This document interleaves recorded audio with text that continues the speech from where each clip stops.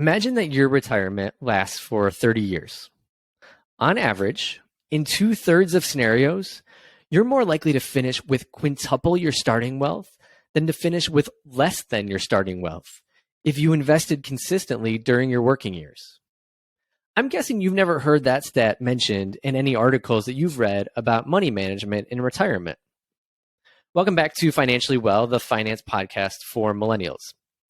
I don't know about you, and please shoot me an email to tell me, but I feel like almost everything we read about retirement is negative. Now, I'm not surprised for two primary reasons.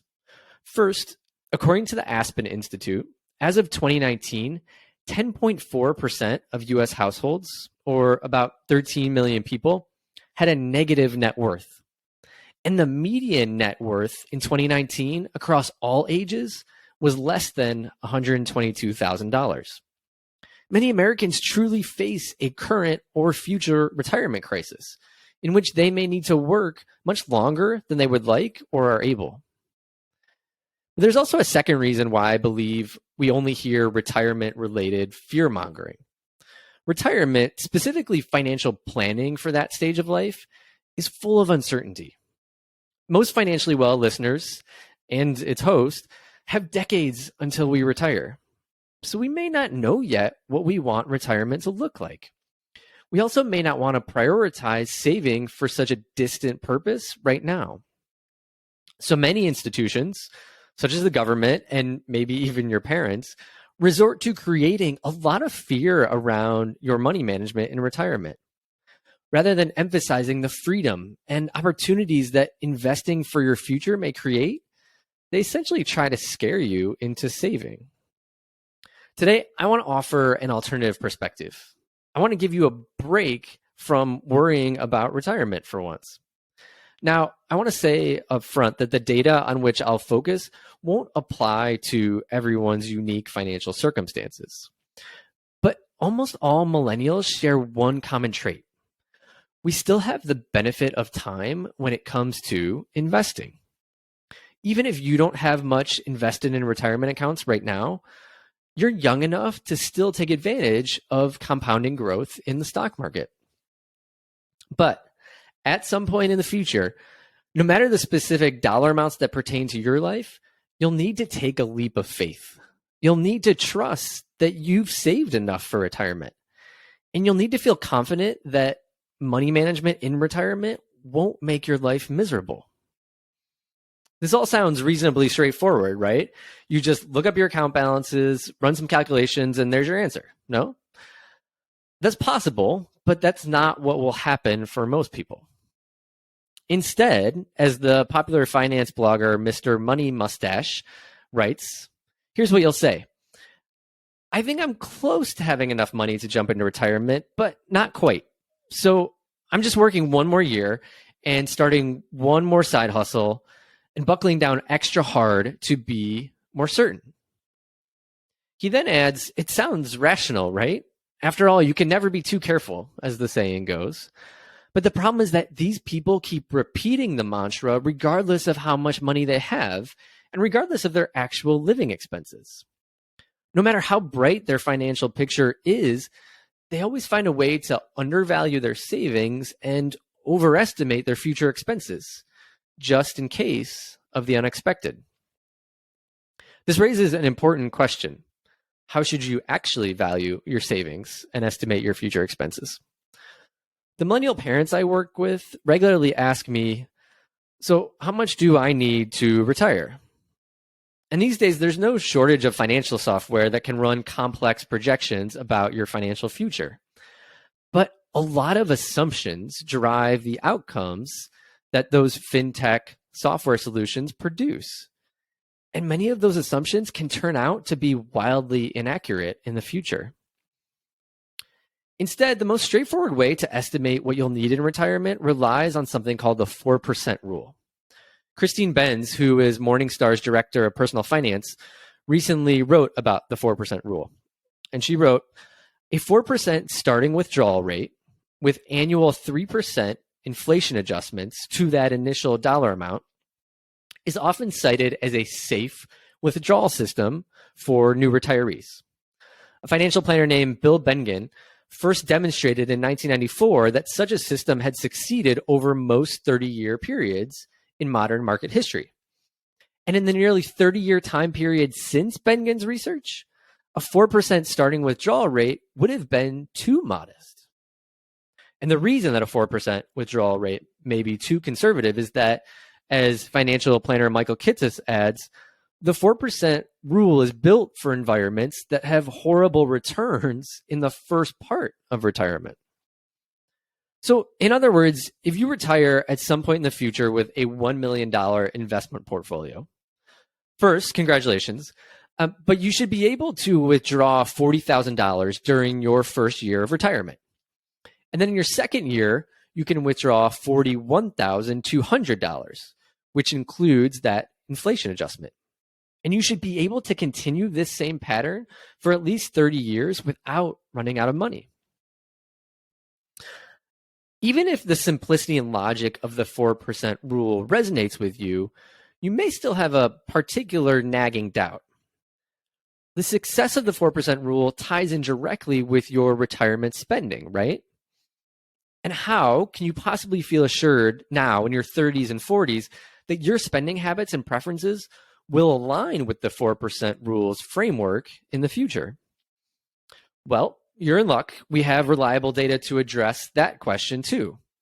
In Just Keep Buying, the book I've regularly cited in recent weeks, author Nick Maggiulli devotes a section to money management and retirement. And he writes, when JP Morgan Asset Management analyzed the financial behavior of over 600,000 US households, they found that spending was highest among households aged 45 to 49 and dropped in each successive age group. This was especially true among households in retirement age. For example, spending among those aged 75 to 79 fell 15% compared to those in the 65 to 69 age bracket. And JP Morgan wasn't the only organization to see this trend appear in data analysis. The U.S. Consumer Expenditure Survey found that spending among households over age 75 was 25% less than households aged 65 to 74. The Center for Retirement Research, meanwhile, estimated that spending in retirement typically declined by about 1% per year. The decrease in spending, Maggiulli notes, occurred in the categories of apparel and services, mortgage payments, and transportation. But these stats clearly aren't reaching retirees. Either that or the lived experiences of their older peers aren't enough to influence their own behavior. People just don't seem convinced that their own retirement also will progress smoothly. As Michael Kitces explains, in a study in the Journal of Financial Planning, researchers showed that affluent retirees relying on their portfolios in retirement are failing to even spend their annual income in their retirement years. And the more affluent they are, the worse the trend tends to be. In fact, not only are retirees not fully spending their available income, but their spending actually begins to decline in retirement. As a result, from the beginning of 2000 to the end of 2008, a very challenging time of mediocre returns for retirement portfolios, when in theory, account balances would have dipped with ongoing withdrawals, the average financial assets of wealthy retirees still continue to increase in retirement. Thus, the researchers identified this consumption gap between what spending the retirement portfolios could support and the lesser amount that was actually getting spent, which in turn left room for the portfolios to continue to grow. Similarly, financial advisor and blogger Ben Carlson highlighted a 2018 Employee Benefit Research Institute study. That study analyzed spending during the first 2 decades of retirement. And Carlson detailed the results in a recent blog post. He wrote, people with less than $200,000 in assets, not including their house, spent down around 25% of their savings in the first 18 years of retirement. Individuals with between $200,000 and $500,000 heading into retirement spent a little more than 27% of their money. Retirees with $500,000 or more at retirement spent less than 12% of their nest egg within the first 20 years of retirement on a median basis. And this split between investment and spending realities brings me back to that data point that I opened with. At the end of your life, you're more likely to have quintupled your starting wealth compared to a scenario in which you run out of money. Michael Kitces again elaborates, the decision to follow a 4% initial withdrawal rate makes it exceptionally rare that the retiree finishes with less than what they started with at the end of that 30-year time horizon. Only a small number of wealth paths finish below the starting principal threshold. In fact, overall, the retiree finishes with more than double their starting wealth in a whopping 2/3 of the scenarios, and is more likely to finish with quintuple their starting wealth than to finish with less than their starting principal. Ultimately, the worst case scenario that many people fear in retirement usually doesn't take place. But most people spend retirement, particularly those early years, expecting that worst case scenario to emerge at any time. And as a result, they take an unnecessarily conservative approach to their spending. But what about when the stock market grows on average by about 5% annually? Then 1 in 7 retirees are just living off that investment growth. Combine that with a Social Security check, and they never actually touch their initial investment balance. So how, Nick Majuli asks, are the retirees with investment portfolios coming close to running out of money in retirement? Isn't that what we seem to hear from the media? But there's just no evidence for that in the data, he concluded in a recent interview on the Standard Deviations podcast. I've noted how most financially well listeners have plenty of time remaining to invest for retirement. Critically, we also have time to reframe our perspective on money management in retirement. As part of that particular psychological and emotional process, that blogger, Mr. Money Mustache, suggests 2 initial thought exercises when you're in your 30s or in your 40s. First, ask yourself, what would a good financial scenario look like for your retirement? What about a typical scenario? And an improbably bad scenario? Then examine that bad scenario. Specifically, write down step by step what it would really mean for you to run out of money in that scenario. After you finish this task, stick your notes in a drawer for a couple of days.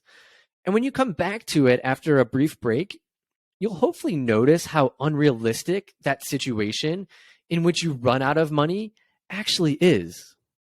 In reality, the most probable outcome probably looks something like the following. Your spending ends up a little bit lower than you expected, despite your best efforts to splurge on yourself and be generous to others. Your investments do keep going up over the long term, exceeding those conservative forecasts that you made. And you do end up making bits of money here and there, even though you absolutely don't need it. In the end, Morningstar's Christine Benz writes, the right withdrawal system depends heavily on the individual retiree, his or her desire to maximize lifetime spending, preference for highly predictable cash flows versus those that are more variable, desired level of certainty around not running out of money, and a bequest motive, if you have one, among other considerations. Listen, all the reliable data in the world may not convince someone that they won't be the exception to the rule. And I understand that possibility and the overall uncertainty that retirement presents continues to exist until you've actually lived through that stage in life. But for now, you still have multiple decades in which you can invest. So I encourage you to focus on what you can control. And more than anything else, that means investing consistently over that extended period of time that you have right now. And while you're doing so, perhaps allow yourself the possibility that the magic of compounding growth in the stock market may actually make money management in retirement easier than you currently assume. Thanks for listening to the Financially Well podcast.